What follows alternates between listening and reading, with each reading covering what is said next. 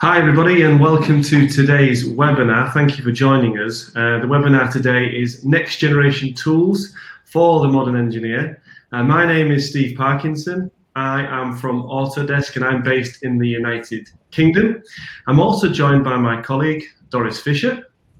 Hi, I'm Doris Fischer. I am based in Germany, close to Munich, and I'm the colleague of Steve, and I'm at Autodesk for about more than 20 years now.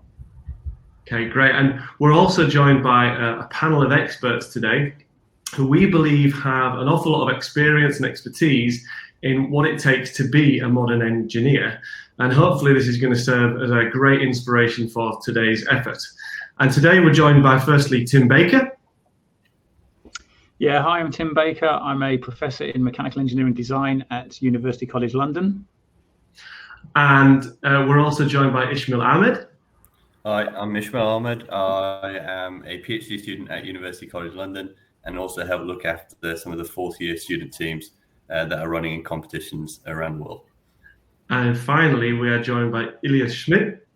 Hi, my name is Elias. I'm an aerospace engineer here in Munich, and I'm one of the project leads and sub-team lead propulsion at Tom Boring Innovation and Tunneling. We are a student team of 60 students, which built a tunnel boring machine. Thank you. So welcome to all of our panel today. A few things that we want to learn from our speakers today is firstly, what makes a modern engineer, and what is this term, a modern engineer, to them?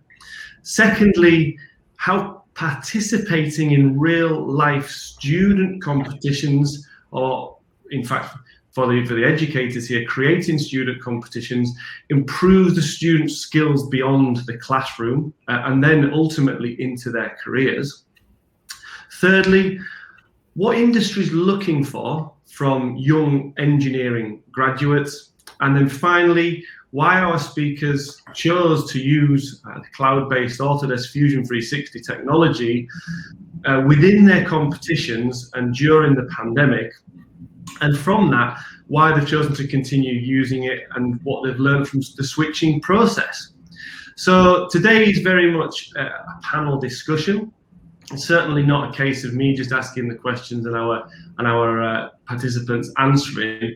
We're encouraging discussion between our panel today. So please, at any point, people on the panel, feel free to jump in and get involved in the conversation. This is very much about creating a great debate. And for our audience watching, if you've got any questions at all, please feel free to add them within the portal that you're viewing this through.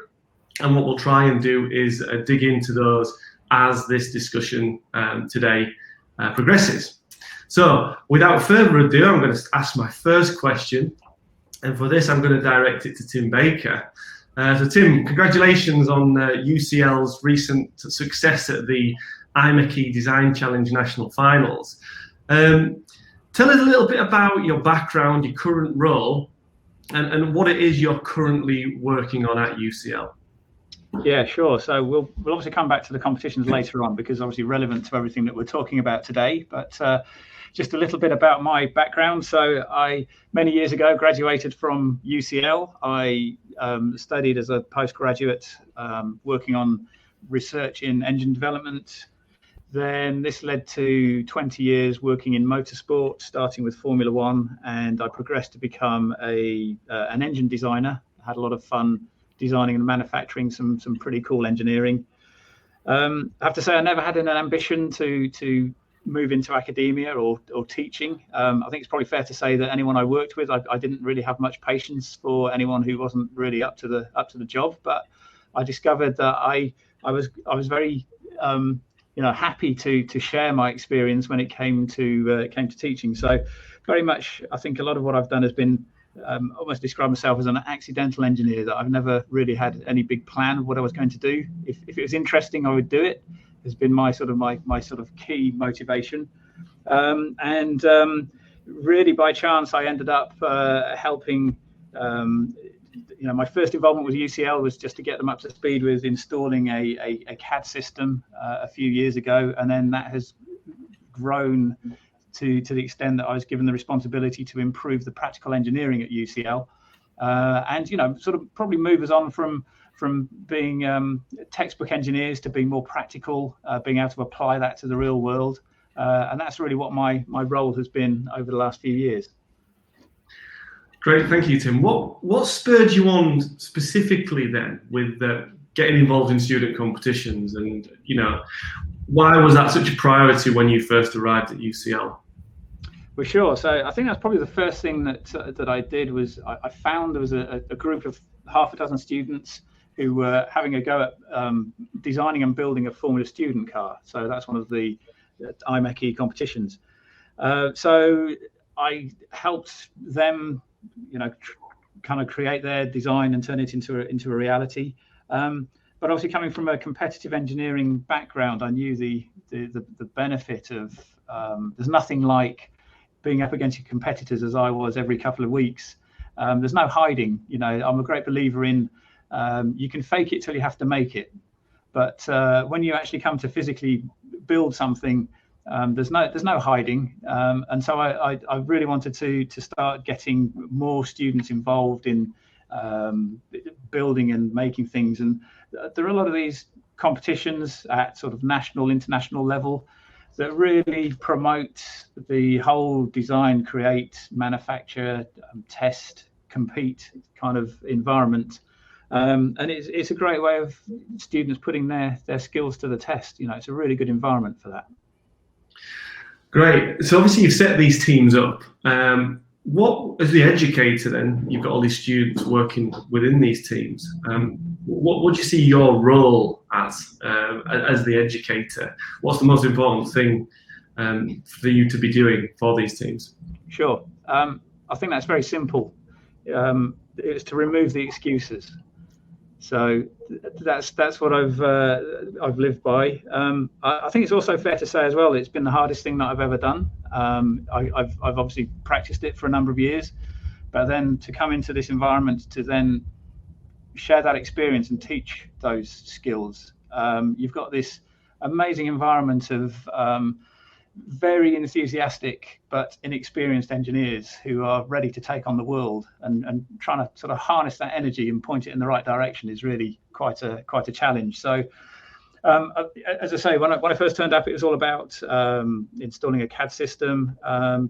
It was it was then really making sure that the students, in going through this process, they're going to be ready for industry, that they're going to have the skills that are going to be what industry sort of demands. I think just going back to things like the IMechE Design Challenge that you mentioned, that's been a program that's taken about 6 or 7 years to put together. And quite honestly, when we first started, we would go to the competition. We were kind of like the plucky underachievers. Against all odds, we'd managed to get teams there, made devices too late, not prepared enough, and it's taken that amount of time really to work on the whole infrastructure to put in place, so that the teams now were able to compete at that sort of level.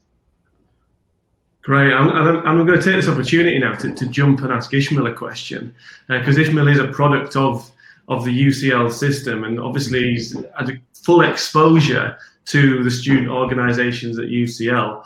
Ishmael, would you like to just firstly introduce your current role and a little bit about the student organisation which you led at UCL?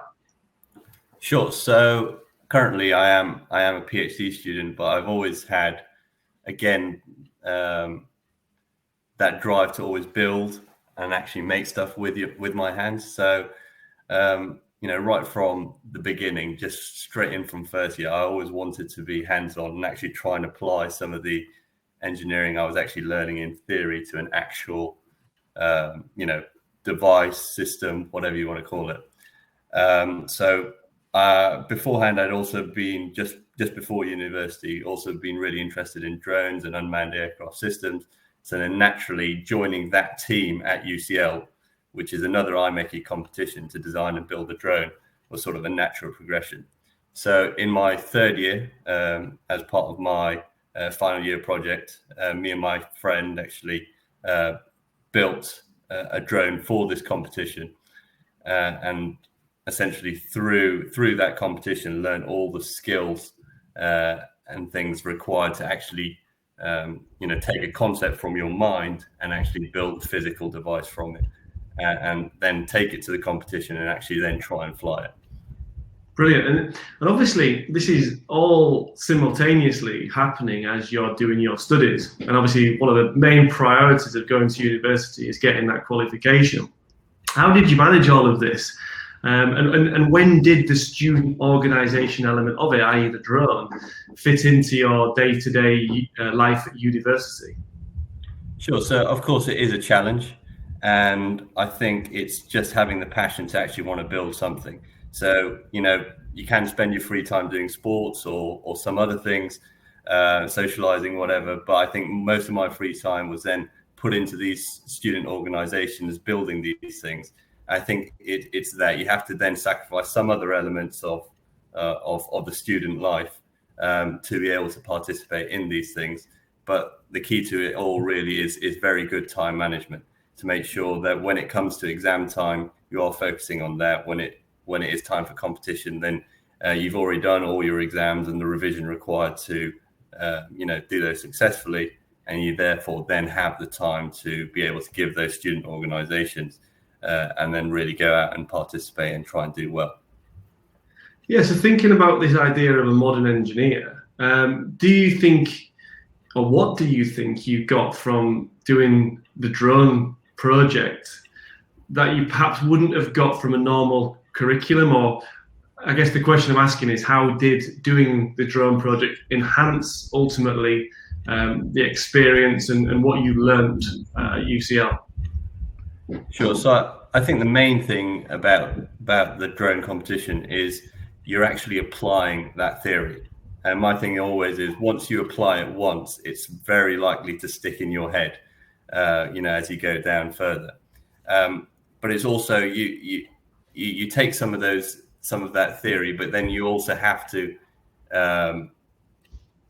you have to develop new ways of applying it to actually finally get that end product. So you learn, not just that theory element, but then also the design element of engineering, how to actually then time manage, how to, then going into manufacturing as well, which is not usually taught in the theory element of university. And then finally, how to create a testing program to make sure that device on the day that you need it to work actually does what it's meant to do. So there is a theory element, but there is a huge amount of the soft skills that are required as a modern engineer to get that product out. Yeah. Thank you. Stephen, can I just step in as well? I think Ishmael should explain a little bit about the drone that he designed, because this is one of the pleasures of when you're actually teaching, that you get people like Ishmael who come along, who then actually start sort of challenging, your I suppose your abilities, really, because I was. Well, do you want to explain a little bit about it, Ishmael? Because I was certainly thinking it was impossible what he was planning, and he certainly proved me to be wrong. Sure. So it's a little bit of a weird one, but I had a little micro jet engine sat in my cupboard for a few years. So when we got to this drone competition, I was always thinking, how can we apply this jet engine to something interesting? So then the idea was essentially to design the world's first jet-powered quadcopter. So it was a little micro jet engine in the middle, and then around it was this quadcopter platform stabilizing its flight. So it was so initially, even in my head, absolutely crazy. Somehow Tim decided that, we'd actually go for it. But we got a bit of funding from the university, but we had just enough to make like one prototype. So it had to work first time. There was no, let's just try something, see if it flies, and we'll go again. So I did. So this is where the perfect example of theory coming into practice. I took all the stuff that we learned in mathematical modeling, which is a module at University College London, and basically applied that to model this drone in this sort of virtual environment, and basically test different configurations of it. And through that testing and that theoretical approach to design, we finally got the final configuration of what this jet drone should be in terms of like the arm length, what motors we should be using, etc., etc. And we applied all of that to the actual design process and the variables and the parameters that we learned from that, and actually got this drone finally actually fly, which was, you know, a massive success, taking all that theory, but then a huge success as well on actually being able to design and manufacture such a system. Yeah, and you use Fusion 360 for this, Ishmael, and why? I guess you actually started using Fusion 360 when other students within your establishment weren't using that. So you, in some way, a bit of a leader in choosing this. What advantage did it give you, and why did you go for this? So I think initially, actually, it was more of it was my only option, because even before university, I wanted to do CAD and I wanted to design things, you know, with CAD. But I only had, well, our family only had a Mac. So at that moment, Fusion 360 was the only CAD software that ran natively on a Mac. So I thought, okay, well, I'll try this out. So I started trying it out, and, you know, this is very, very early days, probably, you know, 7, maybe 8 years ago. I'm not right in the beginning. Right in the beginning. So it did have its little quirks, and it was a bit lumpy, but, and, you know, you immediately saw the massive potential this is going to have. So because it was a little slow at the beginning, you know, I used it a little bit, but then I came back to it about a year later, and the improvements were just, you know, immense. It started working, you know, rapidly. Anything I wanted to do was super quick and easy. So, you know, that just became my go-to software for CAD. So I took that, you know, into university. So I'd already had probably 3 years working with Fusion. So, you know, naturally I still wanted to carry on with what I knew. So then I used it for all of my university assignments, and then finally leading up to those projects as well, all on Fusion. I think the main thing as well, once you got into a team, that ability to be able to share designs with your class fellows without the requirement of emailing something or creating a Google Drive link to the parts was absolutely massive. So, you know, so it was a little bit more individual at the beginning, but then the moment we got into those student teams, that ability to just share across was super valuable, and we use that a lot. I was going to ask you about the benefits that Fusion 360 brought for a team. So you mentioned collaboration there. Is that one of the key benefits for you and ultimately now the other student organizations at UCL? Yeah, I think there's 2 key benefits for me. One, as you're saying there, is that collaboration element, being able for everybody, you know, you just add them to a project and boom, they've got all the files that you need. And secondly is having all those files on the cloud and not on somebody's hard drive that finally goes away, you know, after they finish university, and takes all that design data with them. Having it all there in one specific place, and you know it's not going to go anywhere, that is also absolutely key, and I think vital for any evolution of a student team. Without that, you know, you drop off a cliff every year, and then you have to try and rebuild all of that data. Brilliant, thank you, Ishmael. I'm gonna head over now to Ilias, and Ilias is also part of a key student organisation in Germany. I'd like to learn a little bit more, Ilias. So, Ilias, welcome to the webinar.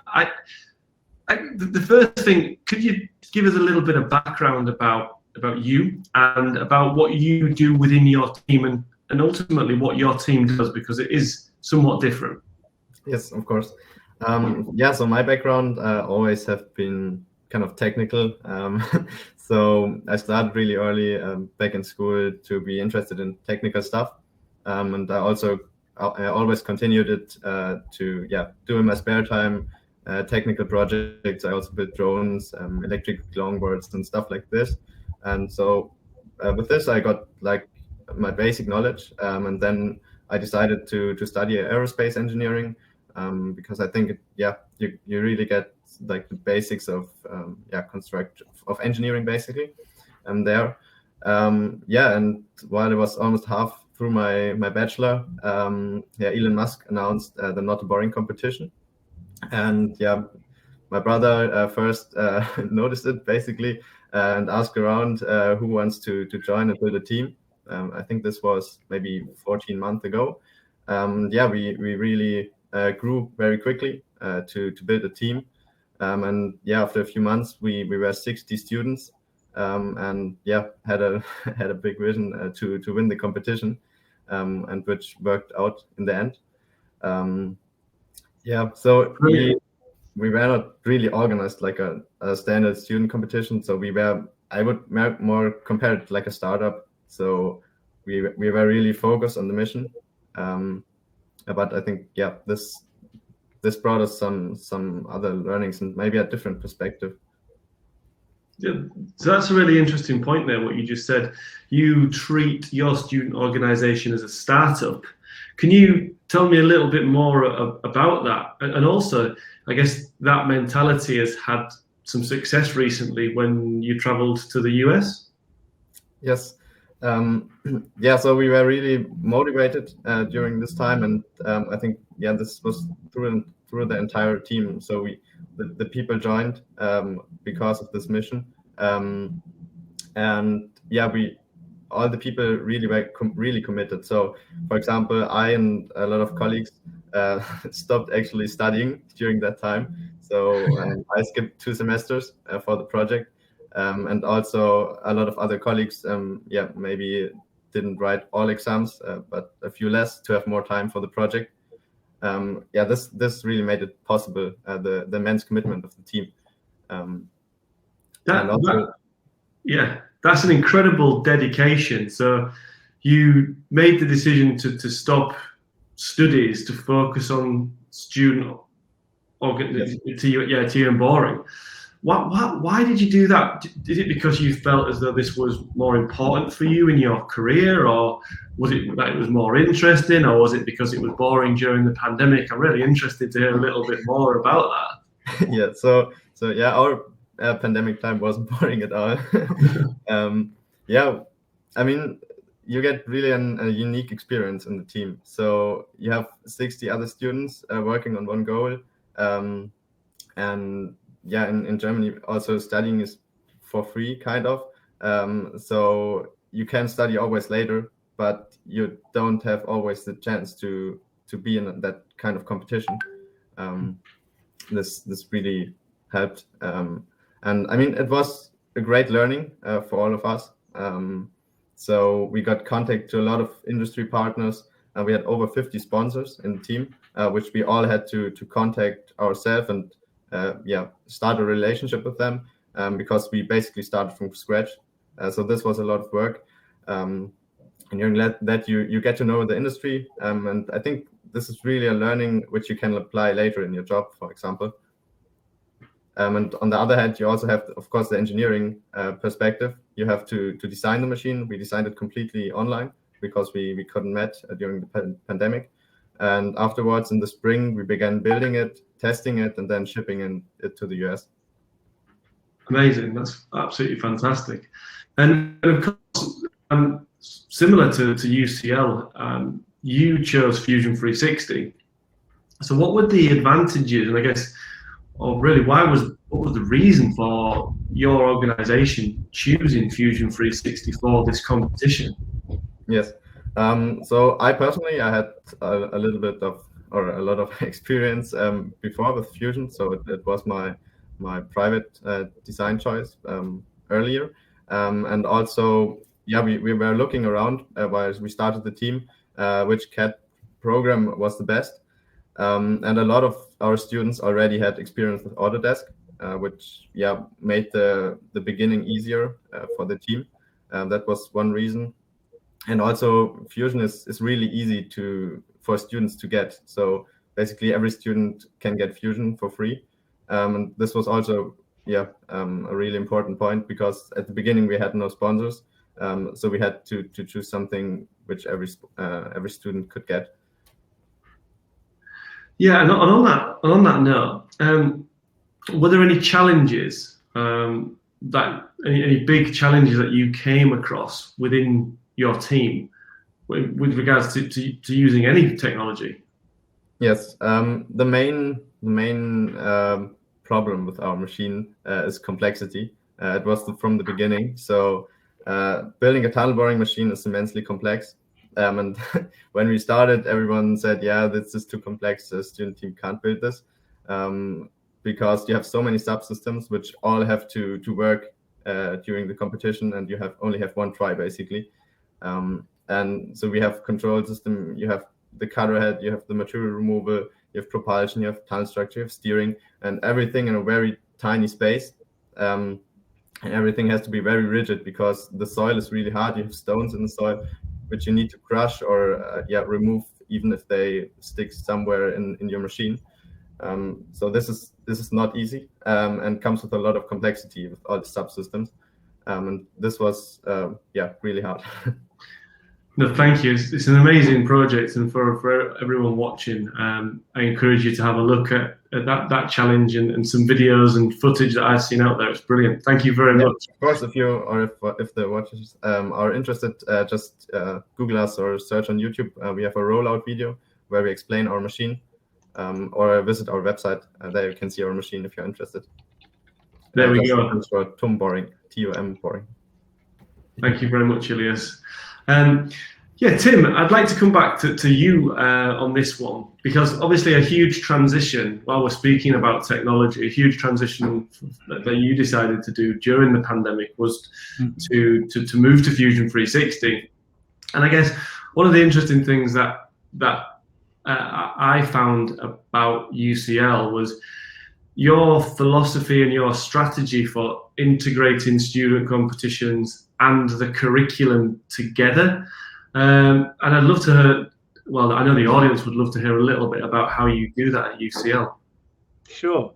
Yeah. So again, it's been interesting for me. So coming in from industry, and the first thing I did was to get us up to speed with an industry standard CAD package. But then if you look, and I think also from hearing from Ishmael and Elias, that if you leave students to find their own path, they don't head towards the industry standard packages. They go for what's probably easiest for them to get hold of, is good for collaboration, as we've heard. It's online, it's cloud-based, everything that they need. So obviously it's quite a few years now since we first met Stephen, and then it took a number of years for the relationship to grow, because again, one of the things I'm a great believer in is it's always build relationships before you sort of jump in and do anything. So that was over a couple of years, but then the pandemic came along. I was aware of students given the choice that they would go for something like Fusion 360. And we had a unique set of circumstances where suddenly we needed to have all of our students online, being able to be taught, to collaborate, to carry on with their projects.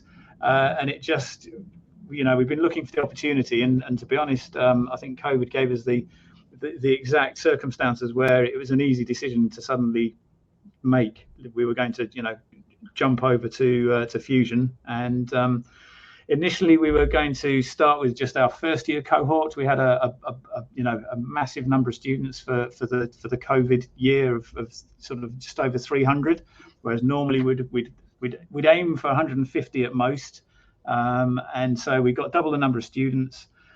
And interestingly, having decided to migrate for the first years and move all of our teaching towards Fusion, the second year cohort followed immediately afterwards, even though they'd already been trained on another package. And what we found was that the materials that are online for sort of self-help teaching, tutorials, that kind of thing, were absolutely fantastic. It was a very painless changeover, to be honest. The licensing was very easy. It was remarkably straightforward, to be honest. Yeah. Okay, Tim, great. And how have you found, particularly the second year students, I guess, who started their journey on a different technology, how have they found the learning curve of obviously having to adjust and adapt to something completely new partway through their studies? Sure. So I always describe it, I think CAD packages, it's very much like driving a car, that if you jump in, there's going to be a steering wheel, some pedals and sort of indicators and light switches and stuff like that. They're all just in a slightly different place. And CAD packages are very much like that. So they all do a very similar job, but they do it in just a slightly different way. So to sort of transfer over isn't too difficult. It's obviously habit. You have to break the habits of knowing, how the mouse drives, or where that you've got your icons set up, or maybe you've written some little scripts or something like that. So you've got to break the habits of what you had previously, but it's fairly easy to do to change over, for sure. I think the biggest hurdles are things like the licensing. You've suddenly got, say, what did we end up with, sort of 550 students in one go that we were going to move to a completely different platform. Now that's fairly daunting. If we'd gone the other way, I can guarantee you it would have been a very, very painful process. But to go from what we were using to Autodesk and Fusion 360, that was painless, really, to be honest. Great. And then one of the things you mentioned before, which I was really interested in, is you use some of the online teaching and learning resources that were available. I guess, interestingly, I don't know the answer, but has that essentially changed or saved time, or the way in which you teach? Has that not forced you, but encouraged you to adjust the way that's delivered? Yeah, sure. So we a few years ago, we within the Faculty of Engineering, we changed how we teach, especially in the first and second years. So we have the integrated engineering program, which puts more of an emphasis on the soft skills. The point, I guess, the point being, there's no point being the most brilliant engineer with the most amazing idea if you can't communicate and share that with colleagues, partners, customers, end users, investors, you name it. So we changed how we taught, and then we needed to sort of that put pressure on the design teaching, because previously we used to have quite a few hours every week, and we'd have Friday afternoons, and everybody would be there, and we'd be doing the CAD designs when we moved on from drawing boards. We were going to lose a lot of that time from the timetable. So what we did was we created instructional videos and put those online, and then we got students to be teaching themselves just short 90-second videos of how to do certain parts of the design process using a CAD package. We had to create all of those ourselves, and then obviously when we moved across to Fusion, all of that material is already there. It's already available online, and I think that's one thing that Autodesk do very well, and that's really helps. So that suddenly you're not there. I mean, sitting students in a classroom or online trying to teach CAD is a fairly dry environment. It's much better that they can do that in their own time, at their own pace, and then any of the face-to-face, hands-on sessions are going to be a lot more meaningful. We can do more exciting things when we do get together. That's it. Do more exciting things when we do get together. I do like that. That's amazing. And coming back to the title now of this webinar, which is the idea of this modern engineer. Yep. You obviously led the creation of what you would call the Mech Space, which is a new facility at UCL. How does the Mech Space, and what are the objectives of the Mech Space, link to this idea of a modern engineer? And why did you? I know it was a huge effort. Why did you go and create this? Because we were trying to break away from being textbook engineers. I think what you've seen over the years is, again, if I reflect back to my time at university, so much of the practical engineering has been removed from the teaching curriculum, because it's easier to, as an institution, it's easier for universities to put students into a lecture hall and talk at them for a couple of hours and call it engineering and give them a degree. Whereas really what industry is looking for is engineers that can apply that practically. So Mech Space is all about sort of reversing that trend. And I've got to say that coming along and starting the IMechE Design Challenge, you then start the discussions with the other universities within our region that we're competing against at regional level, and to then start saying, how many hours a week do you spend in the workshop? How much space have you got dedicated to practical engineering? And then using that as evidence to say, hey, look, we're at the bottom of this league table in terms of the resources and the space and the time that we're giving our students in the curriculum. So we probably, we sailed a little bit close to the wind in terms of the UCL regulations when we created Mech Space. I think it's fair to say, but having created it now, the benefits are evident to see. So it's there to turn the ideas into reality. It's a stepping stone between university and industry, so that when our students set foot in Mech Space, they kind of take on the sort of the professional sort of aura that it's to practice the professional standards, if you like. It's still a lot of fun, without doubt, but it's not a typical student workshop. It is run by the students, and I think they're very proud of it. It's great for industry engagement, getting collaborations going with partners in the outside world. So it's still in some ways early days, because we had 9 months and then the pandemic hit us. But we had to sort of change tack a little bit during the pandemic. It's sort of all coming back to life now that the students are back in London, and we get back to back where we should be. Yeah, I guess some people now are listening to what you've just said there, Tim, and they're probably thinking, yeah, that sounds like a really, really good makerspace. Mm-hmm. But I guess, what is the difference between stereotypical makerspace and the UCL Mech Space? Because they are quite different. So I would say, so certainly in perhaps the first and second years, the way to describe it is we've got the typical sort of hack space, maker space, laser cutters, 3D printers, but then we have smaller CNC machines. So we're teaching the basics of how you can control the machine in X, Y, and Z to either sort of milling or perhaps turning or something like that. So we get them to do all of those basics, and for sure, if they want to use that for their own interests, their own hobbies, they're more than welcome. But then when we get through to the third and fourth years, so they'll do individual projects, they'll do group projects. That's when we start getting into the bigger competitions. So your former students, your Shell Eco Marathon, Mars Rover, UAS Challenge, where they're going to be starting from a clean sheet, because I think it's really important to get them able to cope with being in a kind of like an uncomfortable situation of starting from nothing. So much assessment at university is almost like joining the dots, but that doesn't happen in industry. You have very sort of undefined problems that you've got to solve, and you've got to be able to, imperfect sort of data sets, and you've got to sort of work out what you're going to be doing from that. So when we get to the third and fourth years, it's more about sort of partnering with industry. So we give them budgets to go and manufacture with machine shops in the real world. So we teach them to go and do the budgeting, the negotiating, and so on. Drawings have got to be to an industry standard, so that they can get things made. It can't just be, they learn about tolerances and getting things to fit. So we've got a nice sort of progression as we go through the years to get to the bigger projects.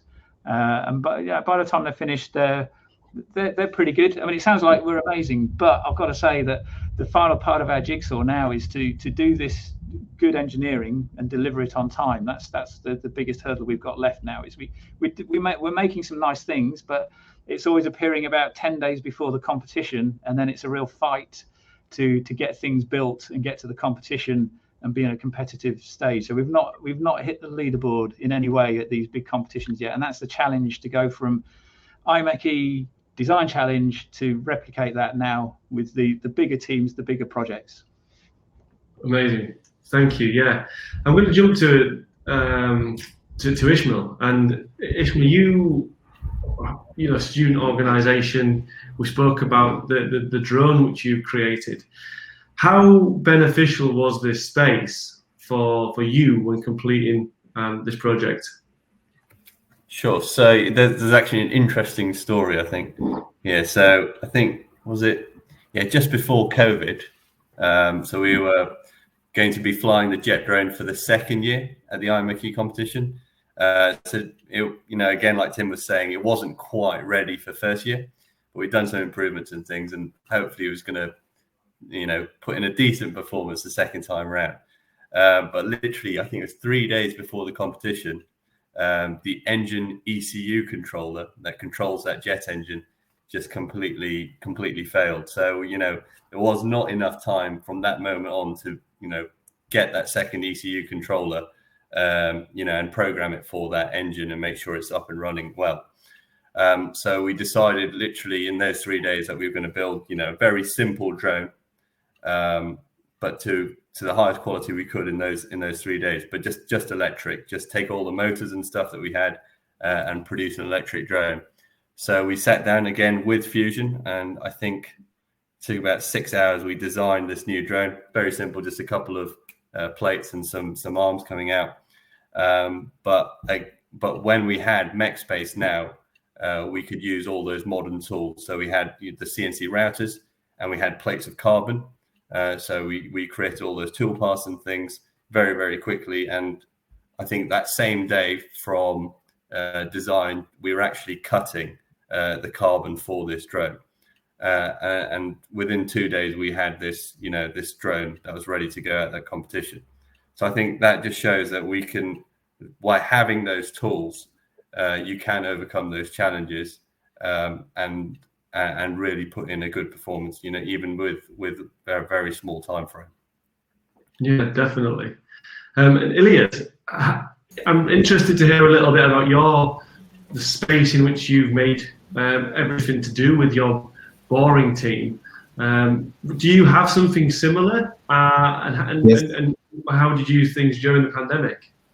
Of course. We have a kind of like makerspace near Munich.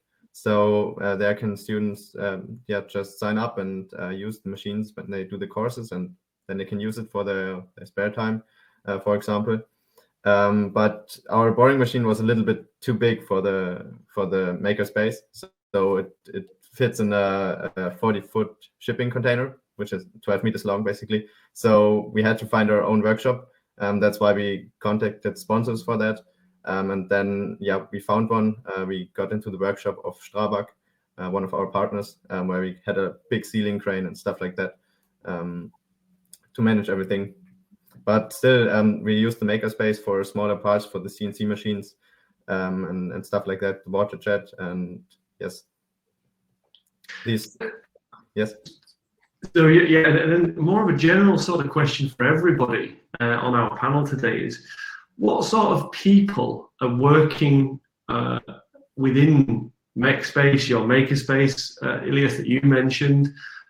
What sort of staff and human resources and people do you have in these places, and what role do they play?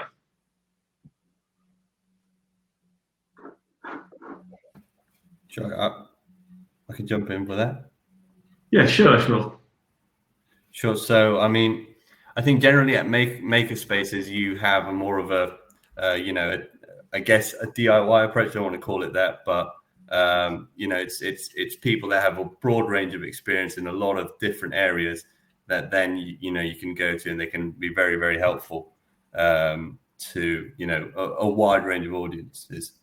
I think with the Mech Space, what's absolutely amazing is we have people that are very dedicated and within very, very specific fields. So, for example, like machining, we have a technician that's worked on Formula One engines, Le Mans engines, all for most of his life, and just having that expertise in those areas, and at the upper echelons of engineering, and seeing how they do it really is quite inspiring for, I think, a lot of the students to then apply to their own work, and just being able to see how they do stuff, I think is a major advantage of something like a Mech Space, as opposed to maybe a makerspace, which is more rounded essentially. Yes, the makerspace is probably a little bit more generalized. So but you still have a cool environment where you can meet people with similar interests, and that's pretty cool. So, for example, if you're at the machines and then you meet somebody who is like a different project, and you talk with each other and get to know each other, it's just really motivating, and you have kind of like a culture there, which brings everyone new ideas and stuff like that. Okay, Ilias, I've got another question for you actually here. So, what do you, and there's no right or wrong answer for this, but in respect of the student organisation, the boring team, and your qualification, what do you think is the most important for you in future years when you leave university and you go off into employment? I didn't get the question completely because but I guess what do you think is going to be most important for you, having done the boring team and a degree? What's going to be most important for you when you go for a career and get employment and get a job? Yes. So I think there are two sides of skills which you need. One is soft skills, and one is like the basic knowledge of engineering and your field of expertise. And yeah, really, like, soft skills means how are you collaborating with your coworkers, for example, but also like how proactive are you? Do you go actively onto problems and try to solve them, and see if if there's a problem which might not be like your area, but yeah, you still go onto the problem and try to solve it, or get to your colleague and say, here might be a problem, should I help you solving it? I think like this mentality really is important in modern work, and also of course the basic technical knowledge about your field. So your answer there is that both are very, very important, but obviously they both have completely different roles to play for you. Yes. And Ishmael, slightly different because you're in a different place on that journey. But obviously, since competing in the UAS challenge, which was led by the IMechE, and creating your drone, you've gone to form your own company. So you've created your own startup. I guess looking back now, what was the most important part about getting to where you are now from what you did at your days at UCL as a student? Sure. So I think the seed for what our startup is doing now was laid in that jet drone project, actually. Because we didn't have the money to create multiple different prototypes, we had to create that infrastructure to be able to model that drone and basically look through the different configurations of it.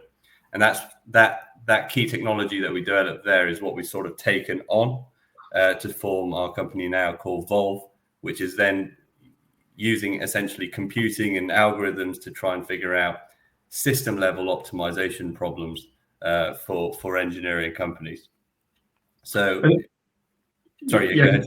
No, fine. And I was going to ask, are you using Fusion 360 for that? So we've just done an interesting case study with Autodesk as well, where we used Fusion 360 as part of our engineering pipeline. So what we were doing there is we were trying to create a drone end-to-end with artificial intelligence. So the Volve software found the components for that drone, for example, what motors, how big the battery should be, all the electronic systems on that, and then created the initial geometry of how far specific arms should be. But we integrated that with Fusion 360's generative design to basically become that geometry engine to produce that actual frame itself. And we've just gone on to finally manufacture it and actually fly that drone as well, which is very, very interesting, I think. It sounds absolutely awesome. And then back to Tim now, because obviously, Tim, you've created these student orgs at UCL. Is there a difference between students who just do their degree program versus students who do the degree program and get involved with your student competitions? I think you're on mute, Tim. Sorry about that. I think there is a difference. For sure, but I think as well these competitions don't always attract they're not going to attract every single student. So some are going to have different interests. So it's important. We've sort of doing a bit of work now on whether we have all of these projects as part of the curriculum, or we start offering some of them as being extracurricular. So that's quite an ongoing discussion. We sort of brought them all into the curriculum to sort of bring them all to life, and now you start wondering if it might be better to do like a lot of universities and have them running as extracurricular projects.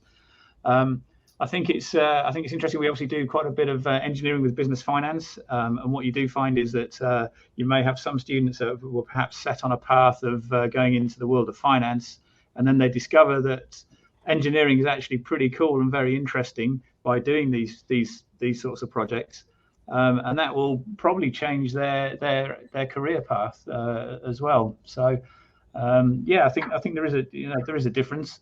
I wouldn't say it's sort of like a be all and end all in terms of your career progression or anything like that, but I think it's just in terms of the level of interest for doing something, something like this. Actually, Elias, I've just been Googling and having a look at your project, and it's just the scale of it is absolutely fantastic. So, how much support did you get from the university? Because if I had a group of students that came up and said, "Hey, we're going to go tunnel boring," I'd be like, "No." Yes. So yeah, in the beginning we were pretty much self-organized, or in the whole project we were self-organized. But yeah, later the university, for example, helps us. We have a professor which is expert in tunneling, which gave us some tips on our cutting wheel, for example, and the geology.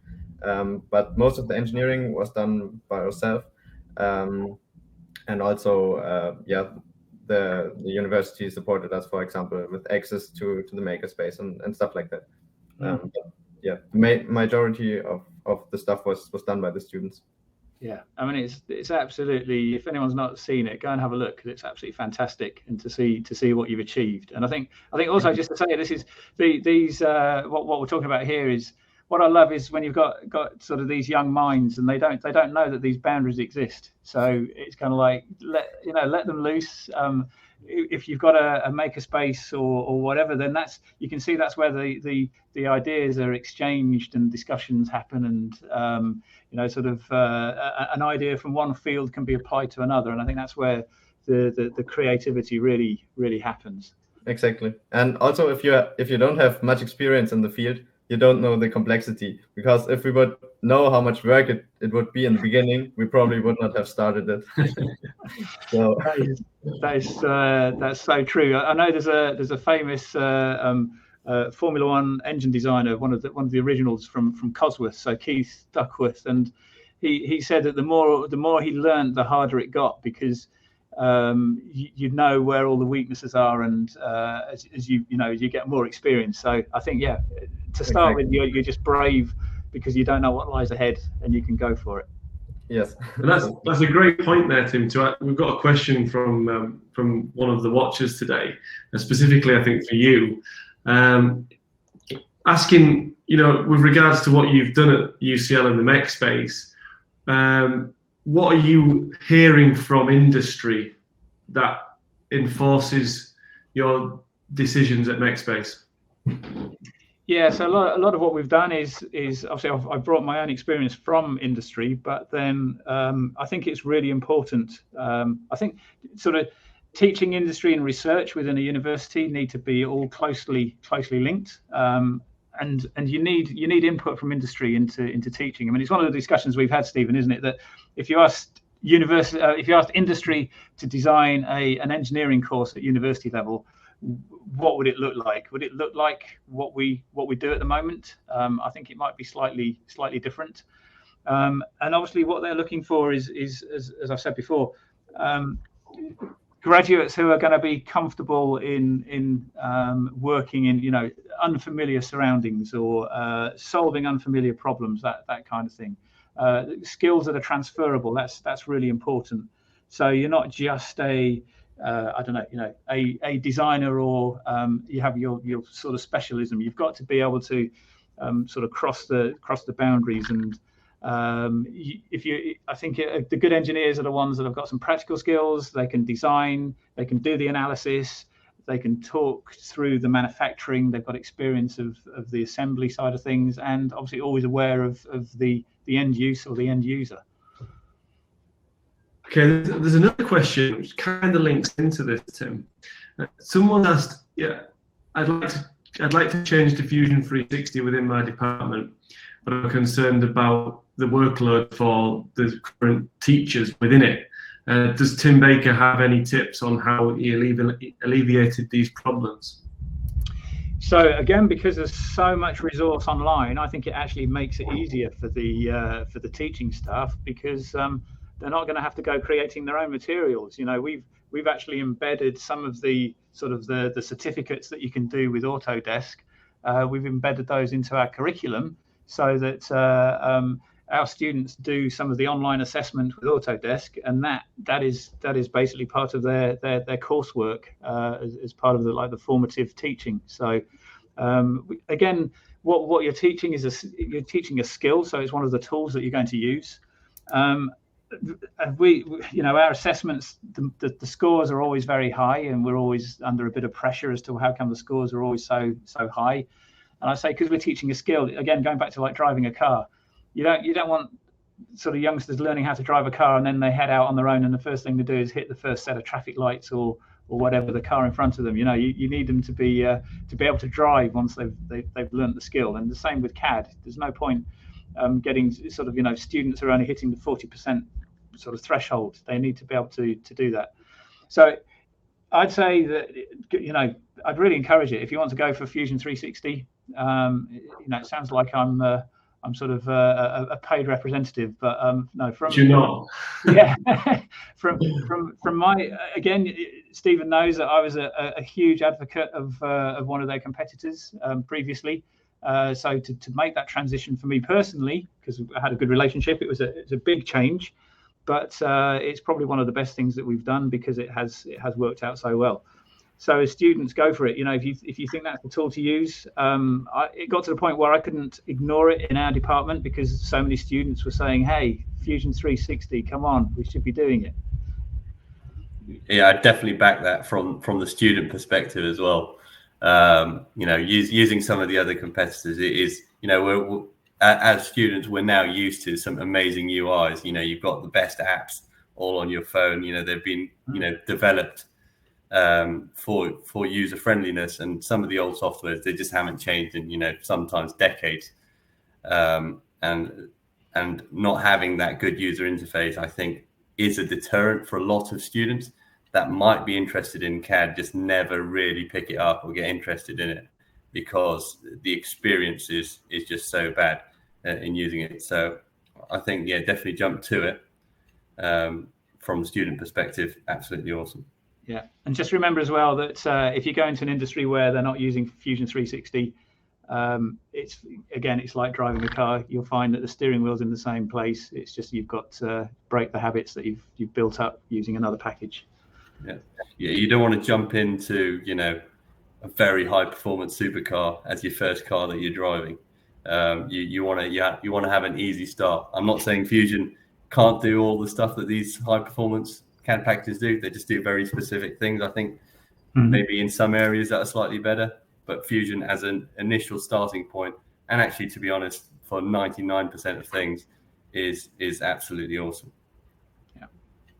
Okay, so I'm very, very mindful of time. We're coming to the end now. I've got one last question for everyone, and I'd like everyone's sort of input on this. It's quite interesting. So if we look back to the aim of today was what is a modern engineer?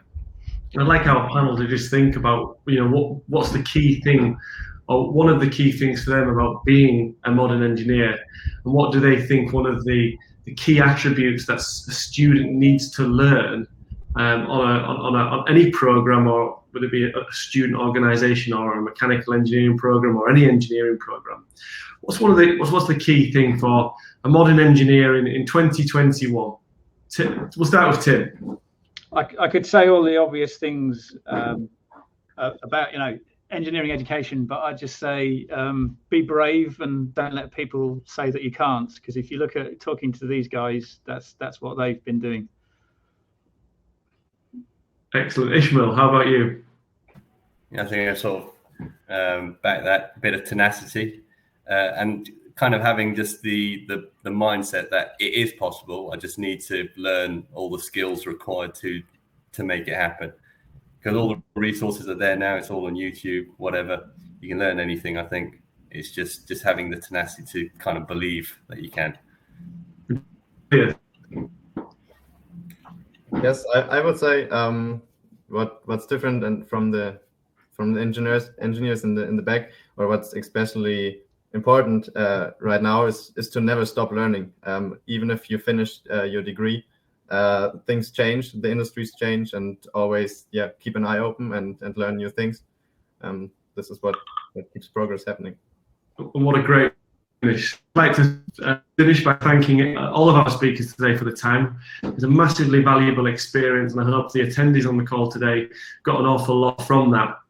At Autodesk, in education, we're committed to students and educators, and we know the role that educators play in changing the lives of young people and preparing them for this next generation workforce. So for UK-based educators on the call today, we're offering a free Fusion 360 training opportunity. Further information about that can be found at autodesk.co.uk/fusion-workshop. Following this call today, you'll also be emailed with details on how you can take advantage of that opportunity. So once again, thank you to all our speakers today, and thank you to all our attendees for joining the call.